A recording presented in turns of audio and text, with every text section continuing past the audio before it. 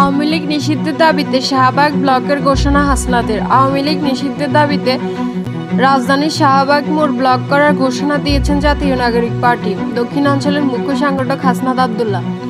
শুক্রবার বিকেল 4টার দিকে রাজধানীর একটি হোটেলের পার্শ্ববর্তী সড়কে আওয়ামী লীগ নিষিদ্ধের দাবিতে আন্দোলনের মঞ্চ থেকে এই কর্মসূচি ঘোষণা করেন। হাসনাত আব্দুল্লাহ বলেন, অন্তর্বর্তীকালীন সরকারের কানে আমাদের দাবি পৌঁছায়নি, তাই আমরা সমাবেশ থেকে শাহবাগ অবরোধে যাচ্ছি। দাবি না আদায় হওয়া পর্যন্ত অবস্থান করব। তিনি বলেন, বাংলাদেশ অগ্রগতি সেই দিন থেকে শুরু হবে যেদিন বাংলাদেশ টাইটেল পাবে বাংলাদেশ উইদাউট আওয়ামী লীগ।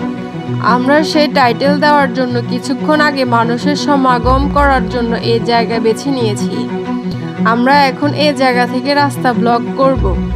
অন্তর্বর্তী সরকারের কানে আমাদের কথা পৌঁছায় না, অন্তর্বর্তী সরকারের কানে আমাদের আওয়াজ পৌঁছায় নেই, অন্তর্বর্তীকালীন সরকারের কাছে আহতদের আওয়াজ পৌঁছায় নেই, আহতদের আর্তনাদ পৌঁছায় না। আমরা এখান থেকে গিয়ে শাহবাগে অবরোধ করব।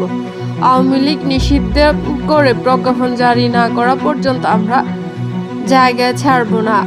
আমরা এখন মিছিল নিয়ে শাহবাগে অবস্থান করব এবং এখান থেকে আমাদের দ্বিতীয় গণঅভ্যুত্থান পর্ব